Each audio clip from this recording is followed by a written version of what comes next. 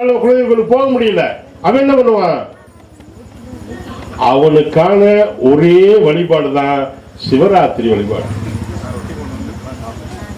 எல்லா தெய்வங்களுக்கும் தலைமையான தெய்வம் எது? தலைவன் யாரு? சிவபெருமான். சிவபெருமானை வழிபட அத்துணை தெய்வங்களும் உனக்கு அருள் கொடுத்தே தீரும். அருள் கொடுத்தே தீரும். இது நிதர்சனம். அப்போ குலதெய்வம் தெரியலையா? ஒரு 7 ஆண்டுகளுக்கு தொடர்ச்சியாக நீ சிவராத்திரி விரதம் இருந்து விளக்கு நீ போட்டீங்கன்னா கண்டிப்பாக உன்னுடைய குலதெய்வம் உனக்கு காட்சி தரும். இது அடியனுடைய வாழ்க்கையில ஒருவருக்கு சொல்லி அவங்களுக்கு நடந்து அவங்க இன்னைக்கு இருக்காங்க, தொடர்புல இருக்காங்க, கோயம்புத்தூர்ல இருக்காங்க.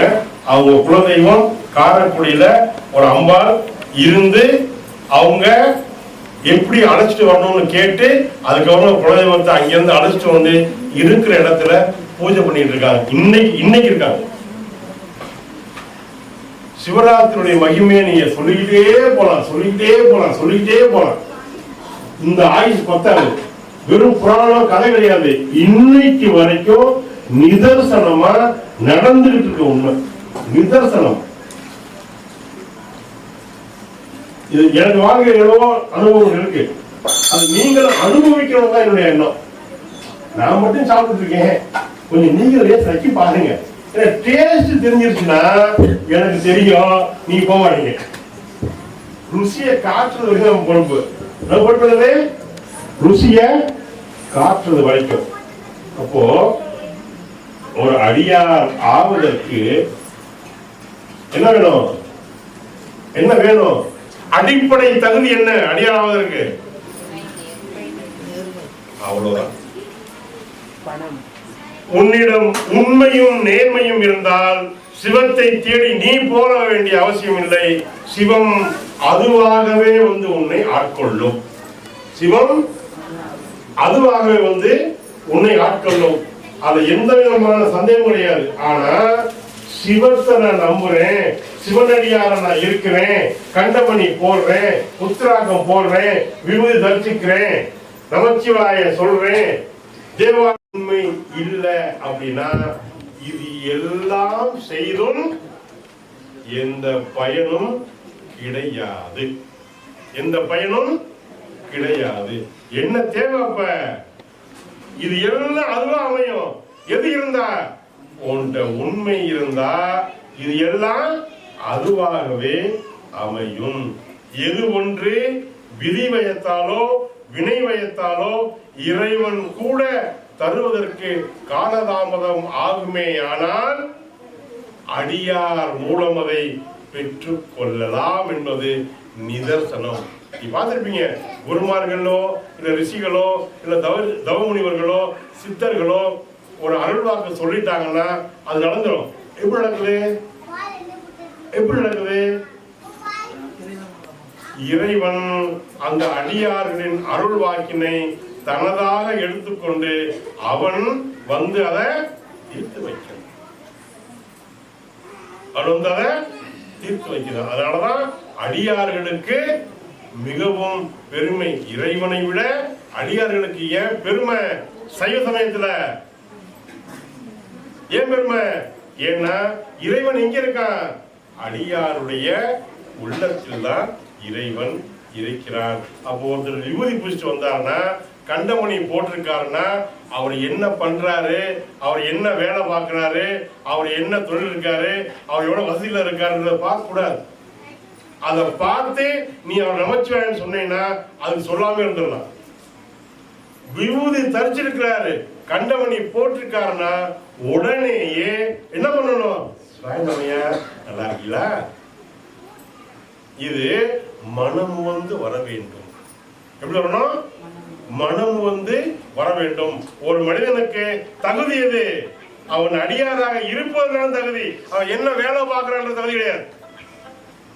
வயிற்று புடம்பு எழுத கொண்டு போறான். அது எது? இந்த உடம்பு அழிஞ்சு போறது தானே. உடம்பு எதுக்காக வளர்க்கணும்? உடம்பை எதற்காக வளர்க்க வேண்டும்? அதுக்காக வளர்க்கணும். நான் யோசிச்சு பாருங்க. திருமணம் சொல்றாரு, உடம்பை வளர்த்தேன் உயிரை வளர்த்தேன். உயிரை வளர்க்கிறதுக்காகத்தான் உடம்பு. ஆனா இப்ப உடம்பு எப்படி, இப்போ ஒரு சின்ன குழந்தை அது இப்படி வளரணும், சரிங்களா? இப்படி இருந்து இப்படி வளரணும், வளர்ச்சி. அது எது வேணாலும் சாப்பிடும், ரைட்டா? கொஞ்சம் காலத்துக்கு அப்புறமா இப்படி வளருது. எப்படி வளருது? இப்படி வளர்ந்தது போக கொஞ்சம் காலத்துக்கு எப்படி வளருது? இப்படி வளருது. இது வளர்ச்சியா? இது வளர்ச்சியா? அப்ப யோசிச்சு பாருங்க, அது எதனால ஆகுது? ஏன் இப்படி வளருது? என்ன காரணமா? சாப்பாடு, உணவு தானே. இப்ப உணவை எப்படி சாப்பிடணும், என்ன சாப்பிடணும், இதுவே நமக்கு இன்னும் தெரியல.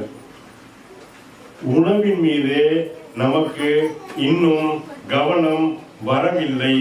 ஆனா நாம ஏதோ பேசுறோம், தத்துவம் பேசுறோம், சித்தாந்தம் பேசுறோம், வேதாந்தம் பேசுறோம், இல்லையா? கடவுள் இருக்கான்றோம், இல்லைன்றோம். நம்மளை பத்தி நமக்கு தெரியல. உடம்புக்குள்ள உயிர் எங்கடா இருக்குன்னா தெரியல. உயிர் எங்கடான்னு கேட்டா இந்த சுவாசம் தான் உயிர்ன்றான். மூச்சு விடுறதுனாலதான் உயிர். உயிர் வாழ்ற, அப்படிதானே? மூச்சு விட்டாதான் உயிர்ன்றீங்கள. அப்ப அம்மாவுடைய கர்ப்பத்துல குழந்தை எப்படி உயிரா இருந்துச்சு?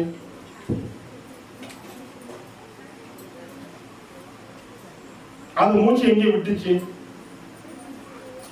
அப்ப மூச்சு விடாமையே உயிர் அதுக்குள்ள இல்லையா? கேள்வி வரணுமா இல்லையா? அப்ப உயிர் என்பது வேற, புரிஞ்சுக்கணுமா இல்லையா?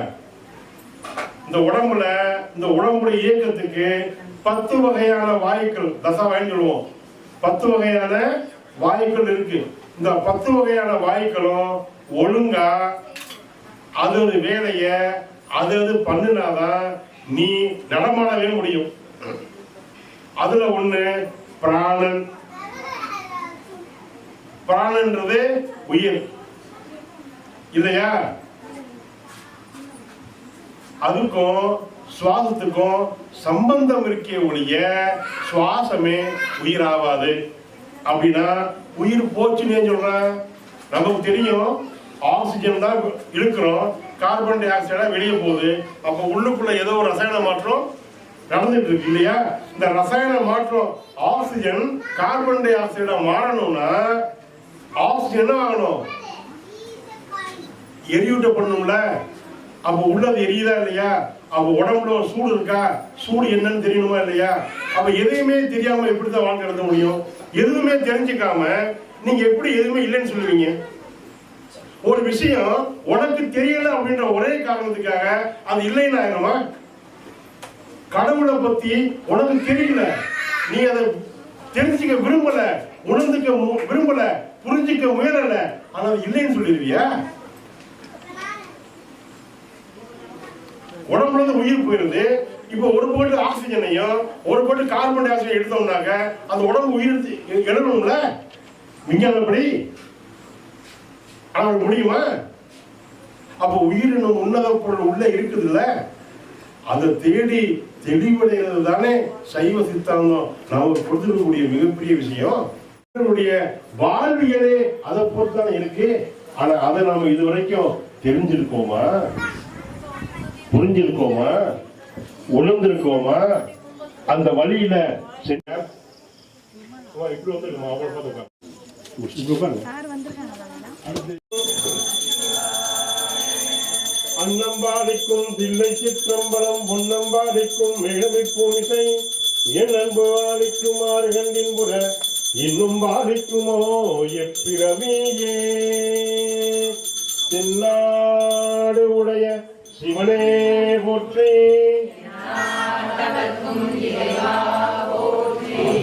இறைவனுக்கான அர்ச்சனை.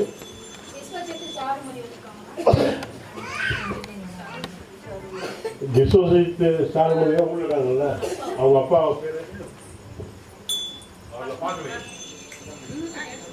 அவர் வரல பார்க்கணும். திருச்சிற்றம்பலம். ஈசனடி போற்றி, எந்தையடி போற்றி, தேசனடி போற்றி, சிவன் சேவடி போற்றி, நேயத்தே நின்ற நிமலனடி போற்றி, மாய பிறப்பருக்கும் மன்னனடி போற்றி,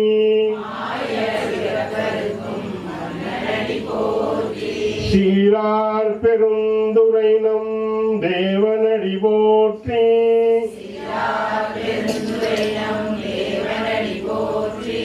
ஆராத இன்பம் அருளும் மழை போற்றி,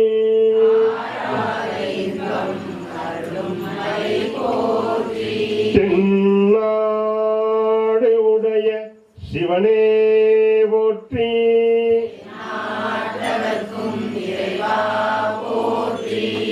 காவாய் கனகத்திரளே போற்றி,